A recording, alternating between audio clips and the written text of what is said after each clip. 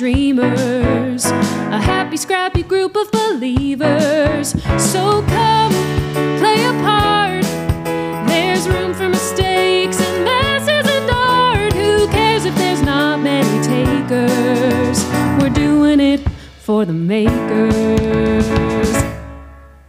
Hey everybody, welcome to the For the Makers podcast. We are so excited that you are here listening to us tell stories by artists, and hopefully it inspires you to go make art or see art. We're just really excited that we get to do what we are doing today and recording this podcast. You guys, just as a quick reminder, we do release our podcasts on the second and fourth week every Friday of the month, because we clap in the 2 and the 4. Not on the 1 or the 3. Yes. Okay. So remember that. If you've been clapping on the 1 and the 3, we love you. We really do. But with love, you're doing it wrong. You got to clap on the 2 and the 4. So if you're enjoying our podcast or any of our content, go ahead and hit us with that subscribe or comment down below, because we want to keep doing what we're doing. So if you're liking it, let us know. You guys, hopefully you know who we are by now. But you say this every time. I know. Now I'm like, but it feels a little redundant to be like, I'm your host. You know what I mean? But I am your host, Leah-Beth Etheridge, and I'm here with the one and only Rachel Gifford. Yeah. You guys, we have a really, really special guest with us on the podcast today. One of our nearest and dearest, and probably one of the coolest people we both know. Honestly. Truly. Yes. Already laughing at that. And so, Rach, you want to introduce our guest? I really do. So our guest today is Josh Dunn. He is a creator, producer, and performer.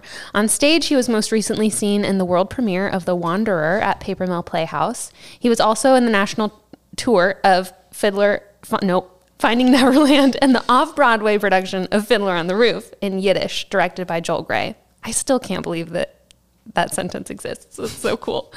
Last summer, he premiered a new physical theater / vaudeville piece at Little Island as a part of their pop-up performance series. His forthcoming work, Scrape the Sky, will premiere at Jefferson Market Library.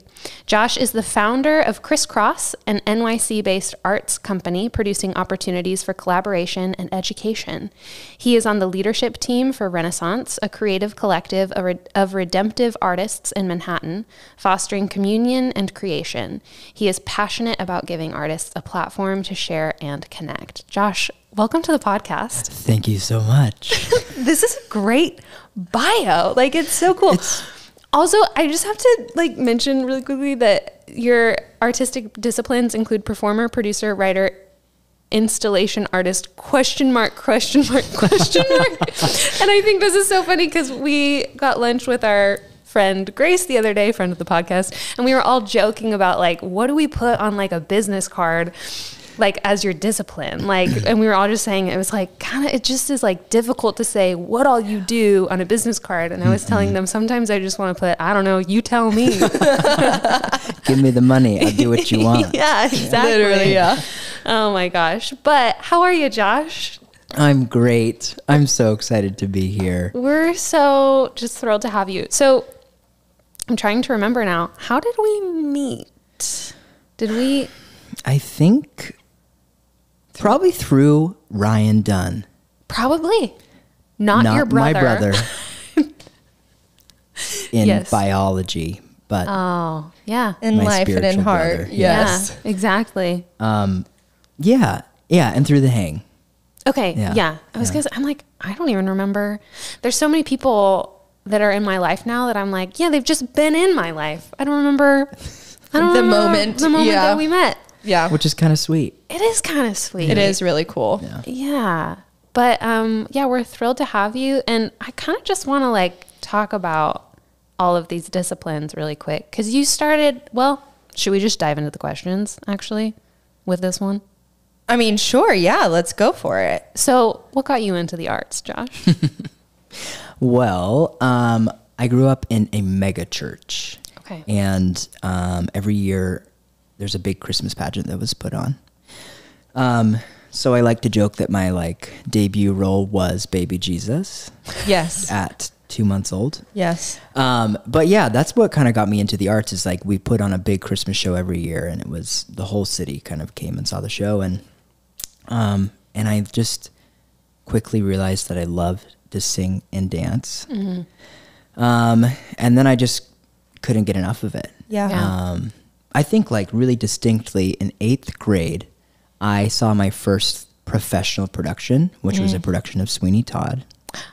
Yes. Whoa, which- as an 8th grader. I know. Whoa. I don't really know what was, how that was. But I was in like the top of the balcony, like couldn't really see, but I was mesmerized. And it was a production that, actor, musician production, touring production. Yeah. And I just like had this feeling like, oh, wow, I want to do something like that.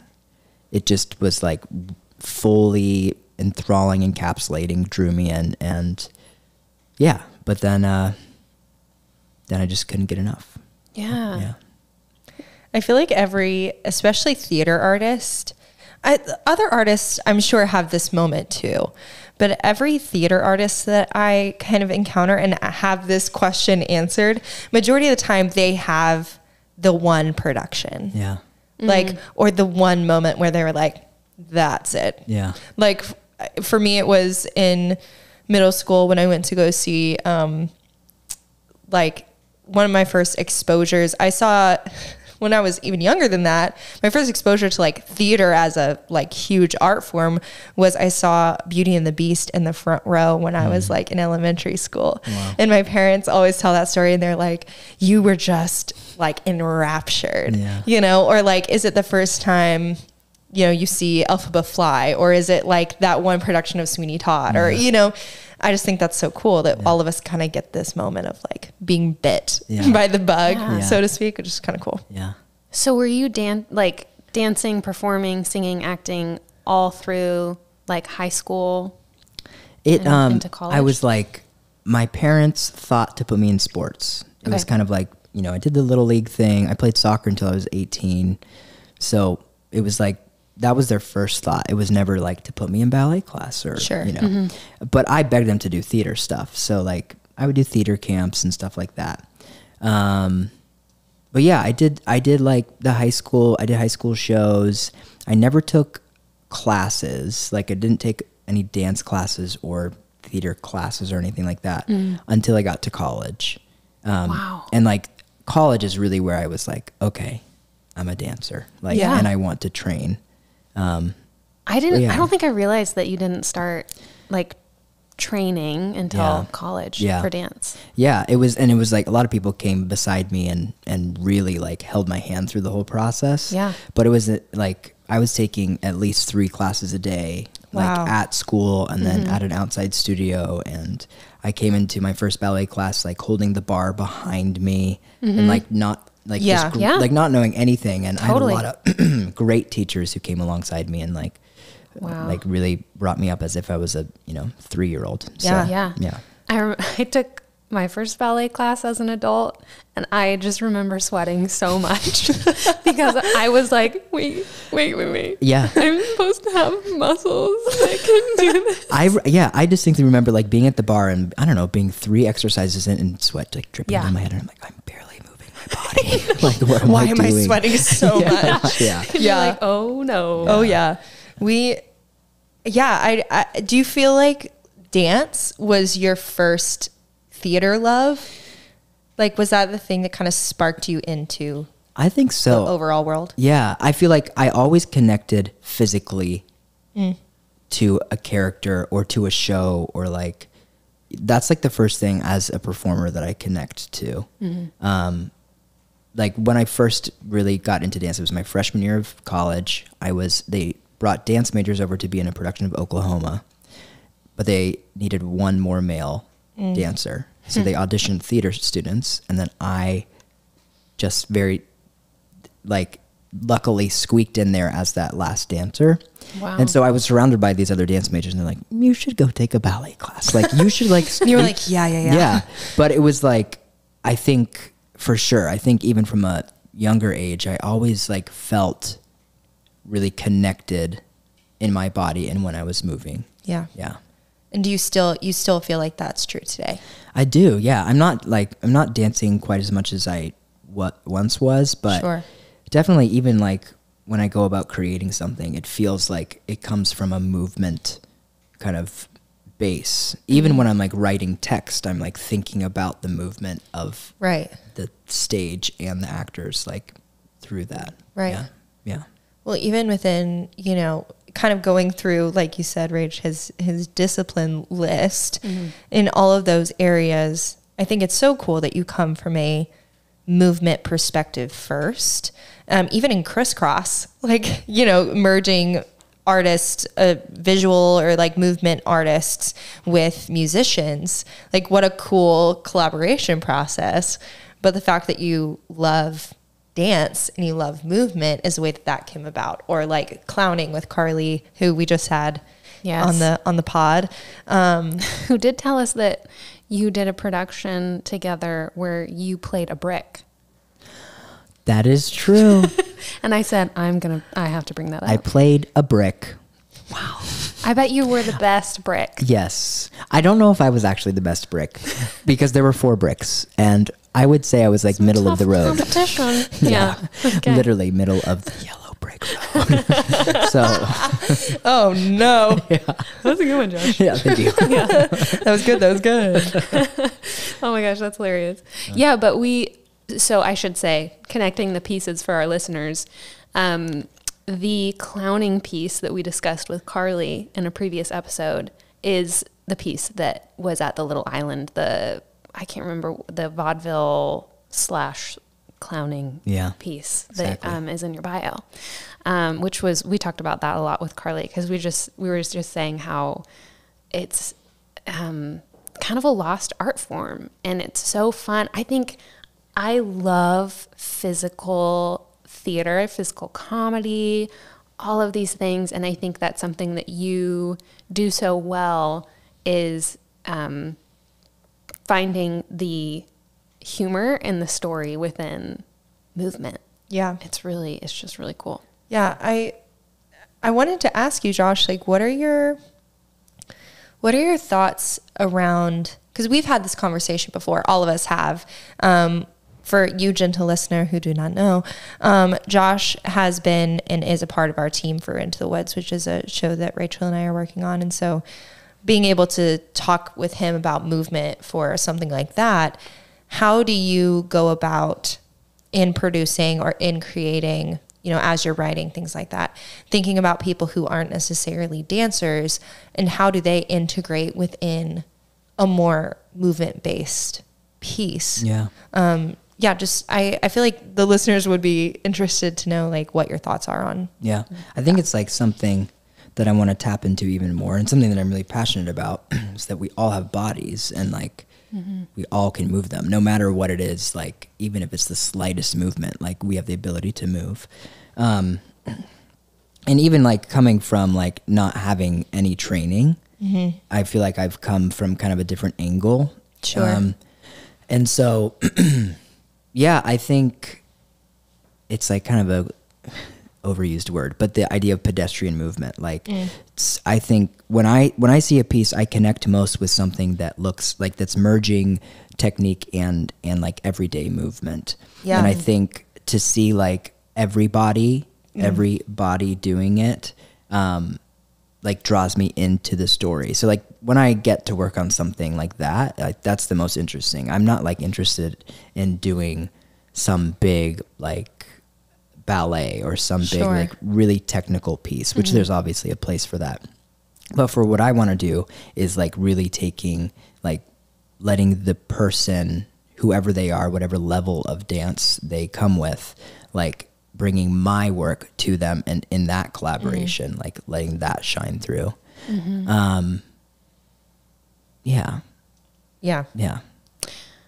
When did you start to get more, or have you always been this way, of just being more into the creating side of really any art form or the collaborative, like producing aspect of things? Because you were performing, and you even when you first moved here were more performance minded, right? Yeah.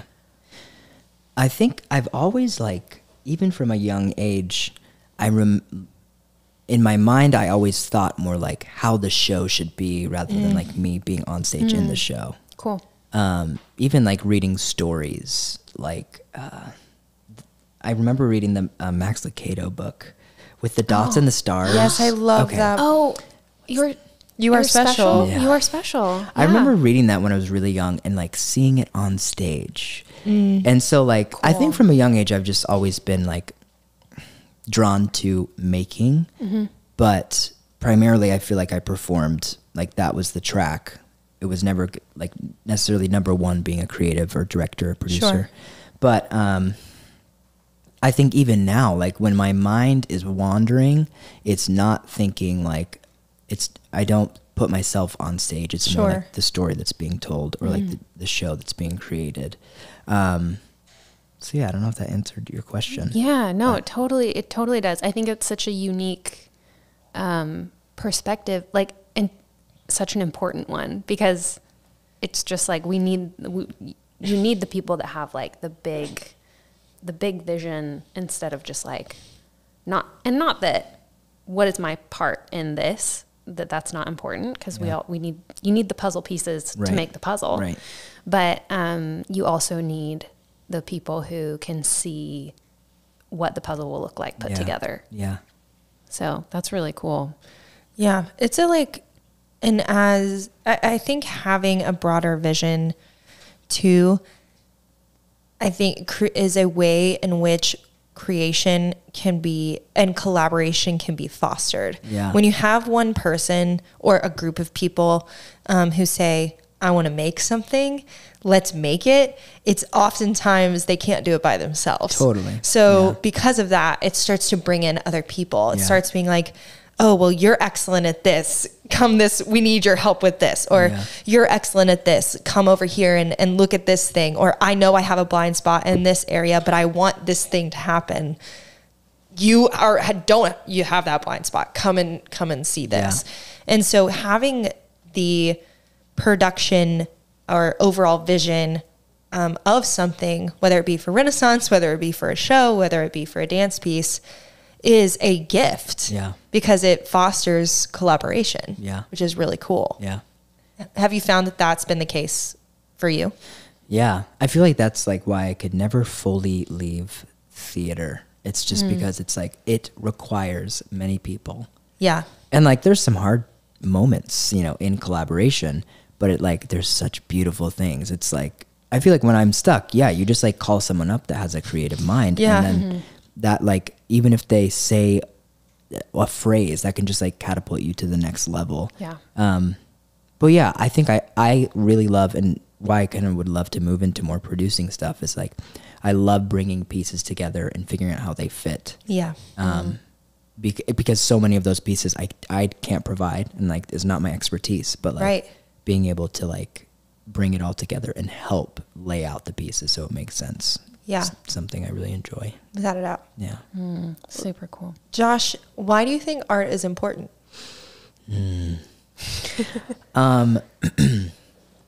been, I don't know, the last few months I go in and help, and I teach some creative movement classes to toddlers. And like, and that is the best. Little children. And it's mostly like, glorified babysitting. Without a doubt. Yeah. But like at the same time, I see like these little kids moving their bodies and expressing themselves. And like, we have this whole emotion game and like moving as a certain emotion and all this stuff. And it's like a super specific example of why I feel like art is so important. Mm-hmm. And not just for professionals. It's like, I think about like grown adults who don't have any like outlet for expression. It's like art is so incredible because it lets us express ourselves, and not just as a release, but it's like I said earlier, we are bodies, right? And like we exist in physical space, right? And I feel like art helps like us like express the spiritual physically. Ooh. Mm-hmm. And that's why I think it's so important. And yeah. I had a professor in college that after he made his point, he'd go, So there. You just made me think of that. Like, that's why I think it's so important. So there. You know? I need a period phrase like that. Yeah, exactly. Right? Isn't it funny? And I'm done. It never came across like, you know, cocky or anything like that. It was just so like, And now I'm done. so there. Yeah. It was awesome. I think too, it's like the collaboration piece too. Yeah. It's like art is, everything is inherently collaborative, even if it's like a visual artist who shows their work. Like, in my opinion, you have to have the audience to see it, and that's the collaboration part. Like Right. It's like it is about connection. Like Right. art is important because it's about bringing people together, and that's why I love theater too. It's because not only you have collaborative creatives, but also then you bring the audience as that last, collaborator. Right. But yeah, I think art is so important in a professional sense, and developing those things, but also like for people to experience and take part in who are not doing it professionally. Right. Yeah. Yeah. I love what you said about making the spiritual things physical, because I do think that we as human beings can go about this world. We were kind of talking about this earlier, but can go about this world just thinking about the physical. Okay, well, like, what am I going to do about this? Oh, I need to get to my train on time so I can get to this meeting on time so that I can do this thing, and then I have to go back home and I have to do my laundry, and and it just turns into the monotony of day to day. Yeah. Whereas I feel like art, whether it be music, whether it be dance, whether it be a piece of art, lots of times I feel like can get us to take, we were talking about this earlier, to take our minds off of ourselves and start to like check in and be like, oh, that made me feel something. That's interesting. Yeah. Even if it wasn't good, even if it like provoked anger in you or provoked like sadness or whatever it might be, it provoked something. Yeah. And that's making the, things that are going on inside of us come to the outside. Yeah. Which can be very vulnerable. Yeah. Majority of the time. Yeah. Right. And so, but I think it's really cool that you said that was one reason why you think art is important. Taking spiritual. Rain, there's this interview with Rainn Wilson that's been going around. Have you guys seen this? Where he talks about how we're not physical beings having a spiritual experience. We are spiritual beings having a physical experience, or maybe a human experience. I'm not really sure the word that he used for it, but I just thought that was so interesting, because when you think about art in that way, like, we are so just like what's in front of me minded, like you were saying, LB. But I think sometimes with like the whole Hamlet mirror up to nature, we can kind of see, like, you get to see not just the human experience, but you're like, oh, there's something bigger in life. Yeah. When you're watching watching something, or I think that happens a lot for me, at least with visual art. Like, if I go to the Met or if I go to the MoMA, like I see, like, I just think that when you're looking at something and you just see more than just the physical. Yeah. I didn't say that very well. It's hard hard to put these things into words sometimes. Oh, 100%. I feel like I finished my answer. I'm like, what did I just say? Yeah, you're like, I know what I said, but what did I mean? That's why we make art, to express ourselves. Yeah. No, it's so true. Can you tell us a little bit about Renaissance? Because I feel like this kind of goes in with that conversation. Yeah. I feel like I've served as kind of a producer in that space. But Renaissance is a place for artists to show new work, to connect, and it's kind of like what we were talking about just a second ago. It's like pulling yourself out of like an inward focus. It's like, what kind of art are we called to make, and what does redemptive art mean? It's like directional art. It's like something that it's not necessarily just like for making's sake. It's like kind of pointing to something bigger, something like beyond ourselves. And so Renaissance is a space to like gather people and give opportunities to share new work. And I think like a lot of conversation and collaboration has simply come from bringing people into a space and into a room. But yeah. See, I love that. It's kind of collaboration begets collaboration, and like art begets art. Yes. That's like, yeah. I mean, geez, that's like my story of moving to New York. It's like you meet one person, something happens, and then you like meet somebody else from that, something happens. It's just like this snowball effect. Yeah. I think that's so cool that it fosters a not just a community like that, but also like a network. Yeah. We do a lot of salon nights, which is just like, it's based on the French salons where artists will share a new work, and then we'll open it up to the group to ask questions about process, about choices made. And then we'll turn into the room and like pose questions for discussion. And even those things, there's like so rich what comes out of that. But yeah, the whole idea behind it is that like there's something to beauty. Like, especially now there's like a lot of things like truth seems like it can be argued over. Right. And we like, yeah, there's so many things that we just don't agree on, but there's something striking and visceral about a beautiful thing. And so, yeah, we want to like lift everyone's gaze to something greater and something beautiful. Yeah. We really believe that beauty can change the world. Right. Yeah. You know, so that's cool. Giving a platform for people. Yeah. Do you think, this is a question I think for all of us, but do you think that art innately points to something, whether that be like something bigger than ourselves or whether, do you believe that art just in its creation points towards something? Yeah. I feel like art is such a good,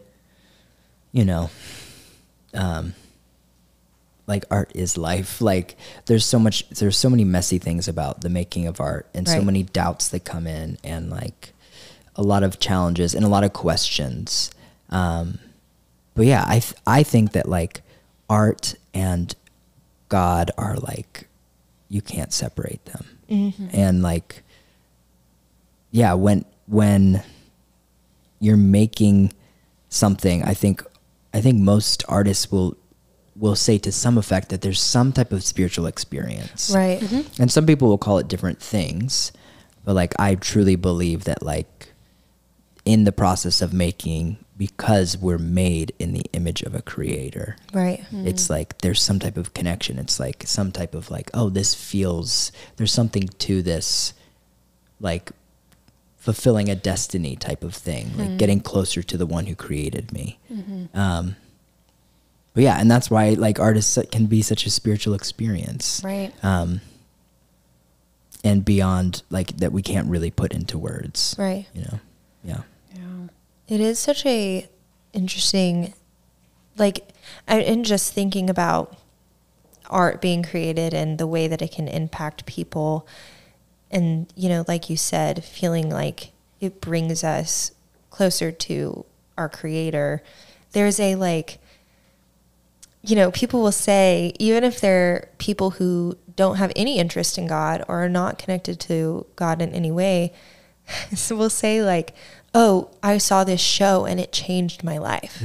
Or I saw this piece of art and it completely changed everything I felt about XYZ, or the way that I lived my life in this way, or how I see things now. Like it changed me. Yeah. And I'm like, oh, if art can change people, then there has to be some sort of spiritual element in it. Yeah. But then also, talking about, before the podcast, we were talking about a show recently, that is that one of us saw recently, talking about just kind of like what does that point to? Like if art all points to something, even if it's not greater than ourselves, is it ourselves? Does art point back to ourselves? And if that's true, is that good?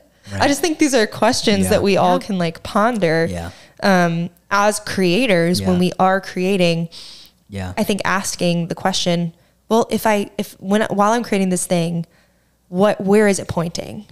Is it pointing to more questions, which is not bad? Right. Or is it pointing to a conclusion? Like what is this pointing to? It's funny because I do love shows that make me think and that don't give me the answer. Right. Like that's some of my favorite theater to watch is just so compelling. But I can't remember who it was that said this. Maybe one of you will know, but I heard this quote about while you're watching a really great performer, you're not thinking about how great of a performer the actor is. You're not even thinking about how compelling the character is. It's making you think about yourself. It's making you think about your own life. And I don't know. I think that's something else that kind of goes into this conversation of like, I think that it makes us consider like, where am I on this, on this earth or in this journey, or how does this, I don't know. It's just interesting how different things, like, you're right. It points to something, but like, I think for different people, it will provoke in different ways. Right. I remember like listening to a poem that was written by a friend of mine named Sam Griswold, and I was like, it rocked my world, and I wasn't really expecting it. And I was hosting this night, and I'm like sobbing, and it was just about fatherhood or fathers, and it was that experience. I'm like, whoa, like I've experienced the love of God Father, like in this way, and he captured the words so beautifully. And I like, it immediately like threw me back to all the times that I felt like the Father's love, and it was like an overwhelming experience. But yeah, it did make me think inward about like what my experience has been, you know?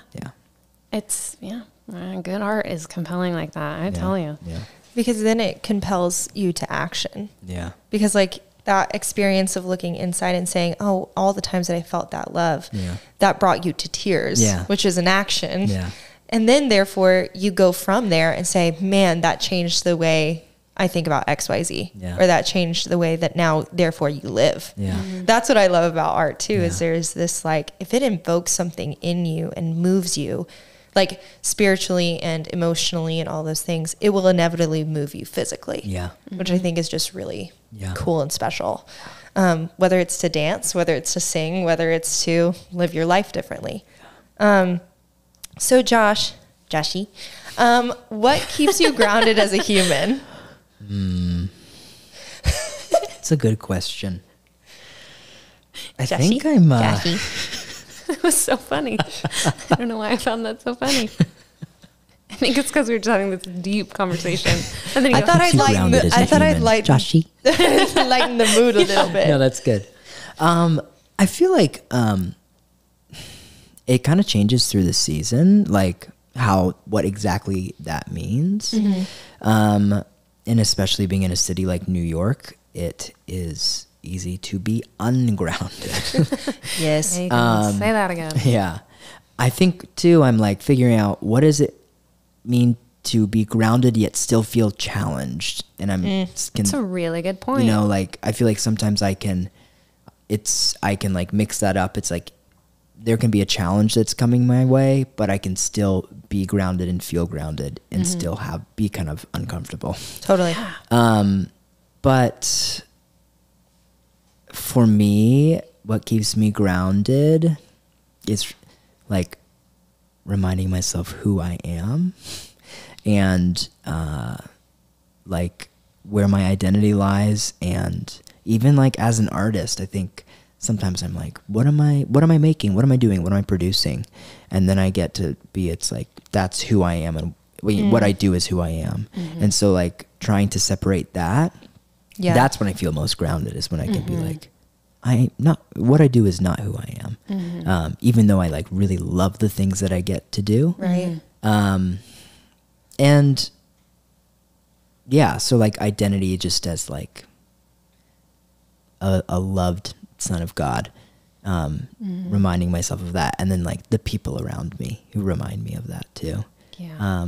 And like encourage me in the things that I make, but also encourage me that like I don't have to make those things to be to have a full life. Right. You know? Yeah. Yeah. Yeah. Yeah. I'm glad you mentioned the fact that we don't have to be comfortable to be grounded. Yeah. That's a really good, I don't think we've ever talked about that on this podcast with that question. And it's just a good point. It's good to be reminded of that because it is that, I mean, golly, I think I've confused the two very often where I'm like, oh no, I'm uncomfortable, so I'm not grounded. But it's like, no, you're fine. Yeah. You know, Yeah. it's just a challenge. Totally. This is just, and we truly earlier today, we're talking about how it's good to be uncomfortable. Yeah. Very often. Yeah. So, Well, and it's good to remind yourself, like, in those times in which you are uncomfortable, what is reality? Yes. Which is what you were saying with like, with the people around you reminding you, hey, like, this is true and this is not. Right. And I recently was thinking about this because of out of left field, because of Hunger Games. There's this point in the book series and in the movies where PETA has just been tortured and has coming out of kind of this state of he's really questioning, you know, what is true and what's not true. And he goes to Katniss and he asks her questions. And then at the end, he'll say true or not true. So he'll go to her and he'll say, your favorite color is green, true or not true? And then she'll say, that's true. And then he'll say, my favorite color is orange, true or not true? And then she'll say true. And if it's not true, she'll correct him and say, no, like this is true.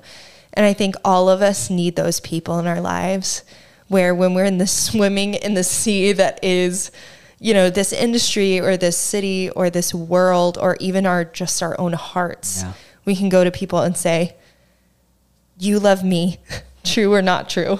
I love you, true or not true? Yeah. I'm okay, Yeah. true or not true? Yeah. And just allow those people to speak into our own lives is so important. So important. Yeah. I love that you threw in the Hunger Games reference. Also, everybody go read Songbirds and Snakes. There's a new movie coming out. Oh yeah, that trailer looked really good. Yeah. I was like, I'm whoa. excited about it. Yeah, I can't. Okay, Josh, what person, place, or experience has shaped you the most creatively? I was really thinking hard about this one. And it was hard for me to choose one thing. I feel like there's a lot of different facets of this. You can throw a schmattering in Okay, there. I'll do a short schmattering. Do it. Give us a charcuterie board. A charcuterie. I love a charcuterie board. Me So, too. I think when I think about like kind of the work I want to do as like a creator, a movement, anything like that, like I love Stephen Hoggett. And like when I saw Once, he's the choreographer of Once. Right now he's Gorgeous. He choreographed Sweeney Todd and A Beautiful Noise that's on Broadway right now, but he really embodies that like physical storytelling and not like a super technically, perfect dance thing. It's like merging the two worlds. I'm like not really answering the question right now. No, you but I'm totally just are. No, like- you definitely Okay. are. Yeah. I think Have you seen the Sweeney Todd? I haven't yet. Okay, I haven't either. I was just curious. I want to though. Yeah. I think also like I've been really inspired by my friend Isaac Gay, who like started the Renaissance community, and he just wants to empower artists to do the thing. Yeah. A thing I'm trying to think. Okay, now a show that I've seen. Yeah. There's a show called The Toad New, and I saw it at Brooklyn Academy of Music in 2017, and it it's created by James Thiers. Don't know if that's correct pronunciation. That's French. okay. He's like he's Charlie Chaplin's grandson. Oh, cool. Wow. But he's like a clown and movement artist and a circus artist, but he created this whole show and there's like 6 people in it. And it was like so inventive and incredible, and it left me thinking about it still till you know, to this day, 6 years later. Wow. And it wasn't like there was not that much spoken text. There's this whole thing where like 2 of these characters have a scene of gibberish, and it was so life-changing. Wow. It was like, I was like, yeah. So I wish that everyone could experience something like that. Mm-hmm. He was also like the set designer and like, Oh my gosh. Just did everything. yeah, he's just like truly a creative, like through and through. And then one more thing. Yes. I saw a show in London called Tree, and it was produced by Idris Elba, but it was kind of an immersive experience, and it was about identity of this man who was born in South Africa, moved to London, but went back to South Africa to spread his mom's ashes. Wow. And it was about identity, and then it brought us into the story in a way that was like we were a part of the story. We stood the whole time, and then like to the right and left, it just felt like we were there together. And we were like kind of like watching him go on this journey, but also like helping him and like that we could like be a part of it. And that was an incredible experience, because I was there, I was in London by myself, and I felt kind of lonely, but in that moment I felt like, Oh, cool. like I was a part of something. Right. Yeah. I don't know. Those are a few things that Those are like I great wish everyone answers. could experience, or people to know. Yeah. When did you start getting into like, I mean, obviously I know that physical theater has always been a part of what you Yeah. love, but like clowning specifically, when did that start happening? I'm like still figuring out what that is, clowning, and like what I want to do with that. But like I said, it's like it kind of merged the worlds of movement and theater and dance and comedy. Yeah. But I started, I think like kind of more officially during the pandemic. Carly and I, my clown partner, put together a short film, and that was like, I would say, the official start of my clown career. But yeah, it just feels like a natural place. Like that's where I still really live performance wise. Okay. Like this show that I'm going to hopefully do in the fall is like, it'll be like a solo performance, and it's just like where my mind goes to create something for myself. So yeah, it's like, and it's those people like James Thiers and even Stephen Hoggett has informed that kind of idea. Yeah. Yeah. That's Yeah. awesome. Okay. I was just curious. I like also have been cast in a lot of roles that are very physically forward. I played Snoopy in A Charlie Brown Christmas, Yes, you and I did. didn't speak at all. I just made noises and moved around. I played Elliot in Finding Neverland, and he has 10 lines. It's a small part, but most of his stuff is physical theater. Like Wow. I like hopped on stage with 7 chairs on my body. I like picked up 4 of the little boys at some point. Like my it's all gosh. like physical theater based stuff. And so I think that just goes to show that like I just naturally bend that way, Right. you know. I love that show, by the way. Finding Neverland. Yeah. Yeah. I really, It's really do. sweet. It's just, I mean, what a story, first of Yeah. all. And then it's just so imaginative. Yeah. And the way that they do Sylvia's death, when I saw that first time, oh my gosh. Devastatingly beautiful. It yeah. It was like a gut punch, like in a good way. I don't even know how to explain that, but I was like undone in the theater. I saw it with my sister in 2015 here in New York. And I mean, I saw it with Laura Michelle Kelly too. And so like one of the most likable humans on stage with the Yeah. voice of a freaking angel. And I just remember like, I think I forgot that she dies, honestly.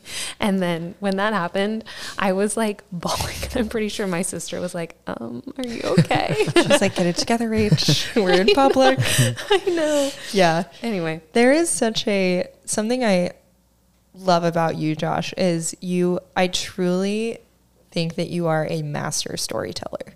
I think the way that you go about telling stories is so unique and it's so specific to who you are as a person. And that creates an opportunity for beautiful stories to be told in a way that not everybody can tell them.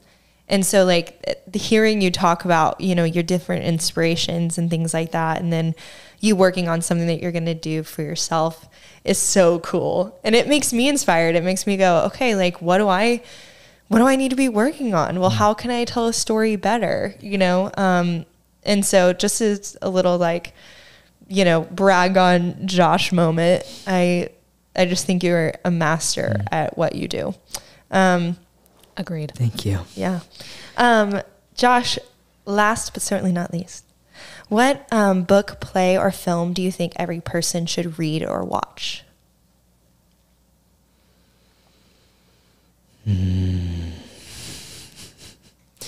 Well, I will say I don't read a lot of fiction. But in the last few years, I read East of Eden and John Steinbeck. And I was just like, oh, wow, this is why it's a classic. And I never had experience either like that. I didn't want to put it down. Yeah. And yeah, I just felt like there's so many mundane moments, but just so many, he does such a beautiful job of like showing the human experience and like showing what it is to live in a hard world. Yeah, I don't know. East of Eden, I guess that's the first thing that came into my mind. That's a great answer. Do you read a lot of nonfiction? I mean, that is, if I pick up a book, it's almost always a nonfiction book. Yeah. I'm actually the same way. Yeah. And it always feels kind of funny because I love like stories, but I'm a big like memoir person. Like I love people's memoirs and I really like the science-y psychology books. Yes. I'm like really into, I'll read like a lot of theological things, but also like I like sociological stuff and like habit forming and the way we behavioral things. Yes. Like that's where I lean to, but I would like to read more. I know. Stories. I feel the same way. Y'all are weird. I love reading stories. I would much rather read a fiction book unless we're talking, I read a lot of theology too, but I love reading fiction. Stuff that gets my imagination just exploding. Yeah. I read a book recently. I got about halfway through it. I'm not finished with it, but it's about this homeless man in New York, and he discovers that there is a mural on the wall that's actually a portal to underneath New York, and a giant monster lives underneath New York, and it basically has lived there since the beginning of time, and has this city has been built on top of this monster, and about how the monster can come up out of the city and eat people. It turns into this whole adventure story, but scary. But yeah, just I think I would encourage both of you and you, gentle listener, to read more fiction, because I think as artists, especially as theater artists and film creators, it helps me get my imagination flowing. Yeah. It's the good stuff. It is the good stuff. Josh, do you have anything coming up that we can be on the lookout for? I'm hopefully this summer going to be putting on I forgot when will be released. Well, in the next few months, I'm hoping to do a performance series with singer-songwriters and dancer choreographers, just a one-to-one collaboration thing where I'll pair people up, and then there'll be like a performance of that piece, a new song and a new dance. Love that. So simple like that. And then I'm hoping that the clown show Scrape the Sky will happen this year, but that'll be at Jefferson Market Library. Amazing. Your episode comes out in July. Okay. But we're gonna push whatever you do on the gram. Okay, great. Oh yeah, 100%. So that don't worry about singer-songwriter dancer collaboration will probably happen at the end of July anyways. Amazing. Oh my gosh. Yeah. Gentle listener. Get excited. Right now. Get excited. Oh my Yeah. gosh. Okay, awesome. Yeah. I just want to say thank you guys. Also, I'm just so inspired by the two of you. I think something like, as a creator, I'm so like jazzed about, and that really pushes me forward, is seeing others do things and like letting it be an idea in their head, but then just like making it happen and inviting people into it. And both of you do that really well and really beautifully, and really personally. Like, you care about the people that you invite in, and you want to create opportunities for others, and that's something that I strive to do as well. But thanks, you guys, Josh, for having me on here. Oh my Thanks, gosh. buddy. This is such a treat for us. So It really, thank you really for is. being here. Oh, and just in case people want to follow you, where can they find you on social media? Yeah, you can follow me on Instagram. I'm Joshua J. Dunn. Joshua. Mm-hmm. Jashi. Full legal name, Joshi. And also Criss Cross NYC. Awesome. Follow those two pages on Instagram. Yeah. You guys, So you heard cool. it. Go hit the follow. Go catch Josh or anything that he's doing if you're in New York, because it's really incredible stuff he's doing. Josh, we love you. Thanks for being We do. here. Love you guys so much. Gentle listener, we will catch you We next out. time. Thanks for listening to the For the Makers podcast. To find out more about Seated Productions, you can visit our website at www.seatedproductions.com and follow us on Instagram at seated.productions. And if you love what we do and want to support us, you can make a tax-deductible donation by visiting our website or by following the link in our podcast description. Until next time, listen well and tell stories.